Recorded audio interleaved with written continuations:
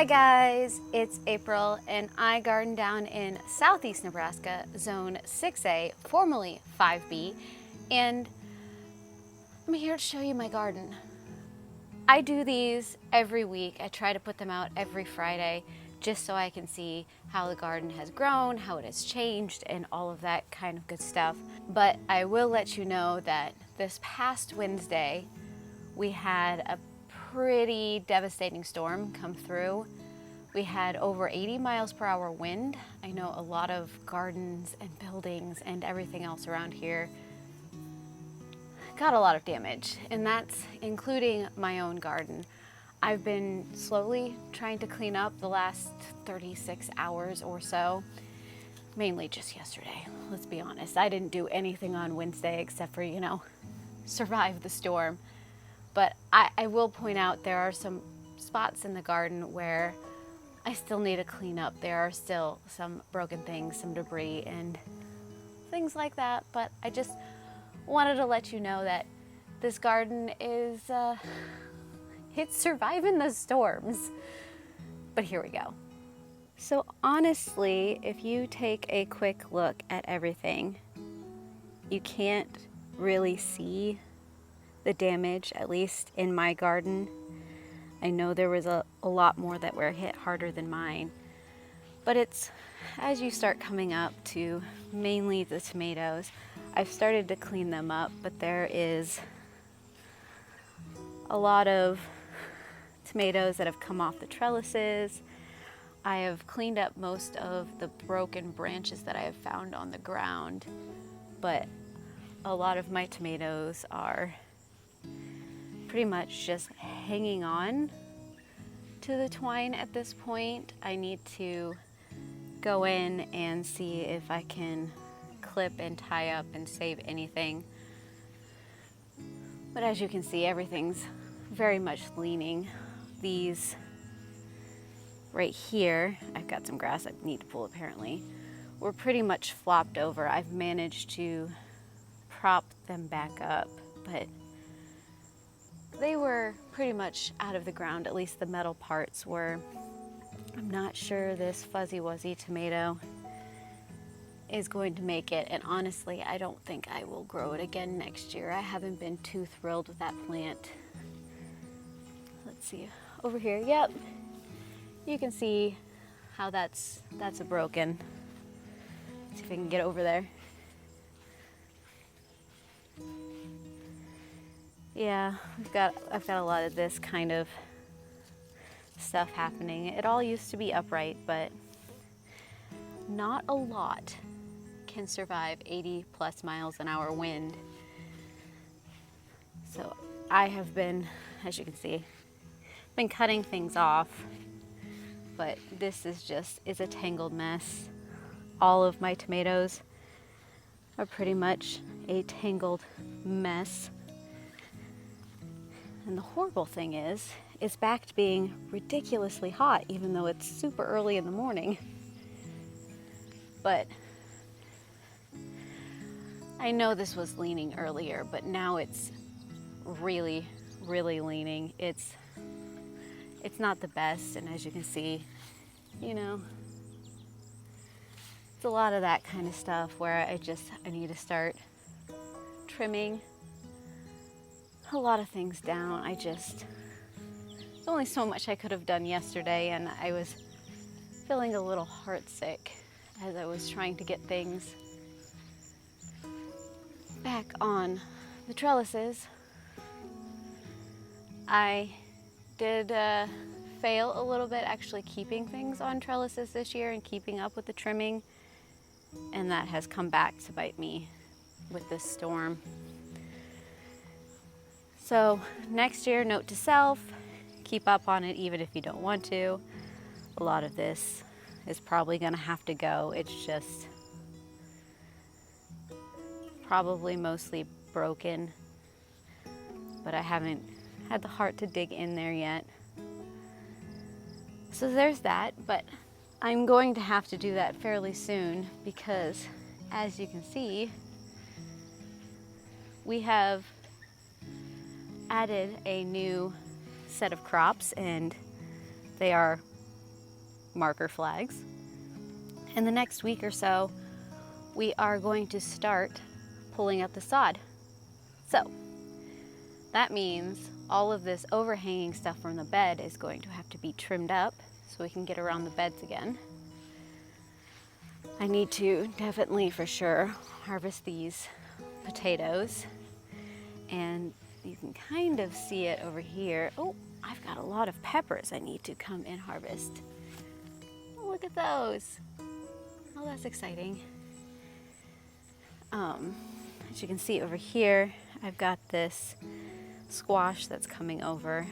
I'm gonna have to find a way to tuck that up into the bed while they're here. This is the Ecote green, and it is just hanging on.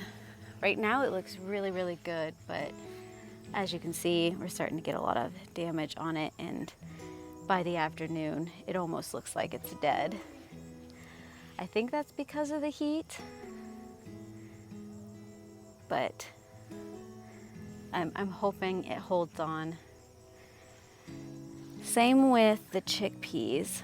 They are looking scraggy. And I don't know if it's from overwatering or underwatering, excessive heat or what, but we are starting to get some pods. So even if I get 2 or 3 chickpeas, that's better success than I have had in the past. So that's something. But the biggest difference because of the storm is this right here. I had to go through and chop a lot of the milkweed. A lot of the stuff at the front of the bed I just completely chopped down because it was just flopped over at this point. This bed needs a lot of work. I do think I need to go in and I need to find the watering system because I don't think the water is getting to my butterfly weeds over here. They are not looking the best. But the sunflowers managed to survive. There was a few I did have to thin out because they had just flopped over and I didn't think they were gonna make it. But you can see down there that the zinnias are looking really good too. So the storm didn't affect them because they're in that corner there, so they were protected. Oh, but here's a tomato that I kind of missed when I was retrellising things. That's not even the direction the wind was coming from, but I've got to hit that back in this. Yeah, there's no way to, I think I'm just gonna need help to get that repropped up. Oh, and look, we can see how much water we got because we've been on water restrictions because the power to the city wells, it didn't exist. So it's only recently that we have had water back. Let me see if I can get around here. Whoop.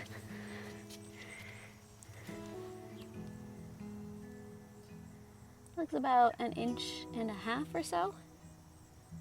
Oh, over 1.5 inches. A little bit. So in one evening we got about 1.5 inches of rain, along with the 80 miles per hour wind, 80 plus miles an hour wind.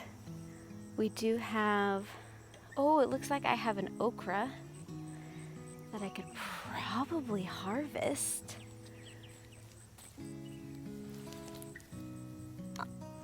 You see it? So that's fun.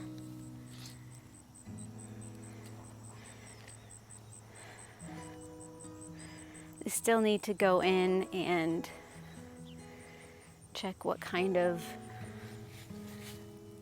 thing that is. It's looking, there's a lot of squash bugs. I haven't been fighting for this plant because I don't know what it is. That is gross. Okay, we're going away from there. I don't enjoy that.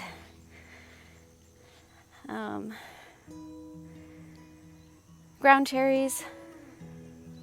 I am distracted by that plant. This is pretty much my trap crop right now. Ugh, ugh, ah. Okay, anyways. The fun part is this section of corn right here is starting to tassel. This one isn't. Planted at the same exact time. This corn right here is pretty much taller than me at this point. It survived the winds only because I had the forethought to put them in these tomato cages. I thought I was going to regret that because trying to cut down these stalks at the end of the year is going to be interesting, but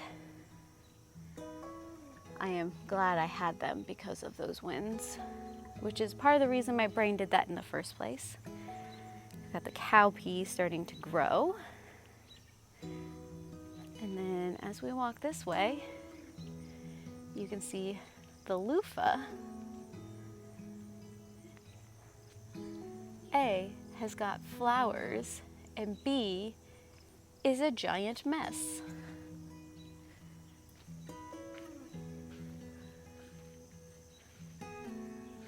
Still looking for fruit, but it's a promising sign that there are flowers.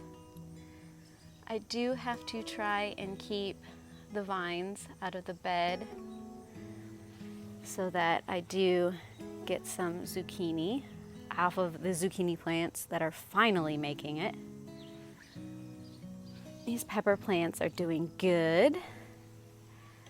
And then we've got a tomato plant